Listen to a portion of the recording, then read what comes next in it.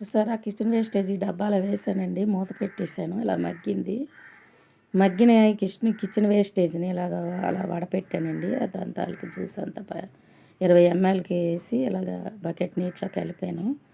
ఎన్ని బకెట్లు అయితే అన్ని 20 ml జ్యూస్ వేసి ఇలాగ వాటర్లో కలిపి బకెట్లతో ఇలా మొక్కలకి వేస్తానండి. పెద్ద కంటైనర్ లేదు, చిన్న బకెట్, అందుకే ఇలా మొక్కలకి ఇలాగే లిక్విడ్లు ఇస్తే చాలా బలంగా మొక్కలు పెరుగుతాయండి, హెల్తీగా ఉంటాయి, పూత కాత బాగా ఇస్తుందండి.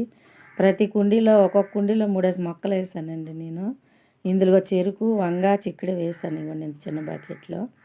మనం ఇచ్చిన ఈ లిక్విడ్లు బాగా పనిచేస్తాయి. ఇవ్వండి నారింజ చెట్టు చూడండి ఎంత పూత వచ్చిందో, చెట్టు నిండా పువ్వేనండి.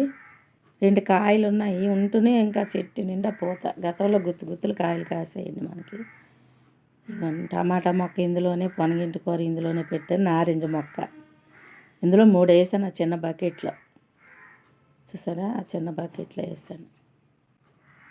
ఇందులో నేల ఏం పెట్టానండి, ఉసురు ఉంది, అలాగే 2 మొక్కలు అందులో ఉన్నాయండి. ఇందులోని 2 ఆనవిత్తనాలు పెట్టాను, టమాటా మొక్క ఒకటి వేసానండి. పాలకూర కొద్దిగా కోసాను. ఇదిగోండి మన ఇంట్లో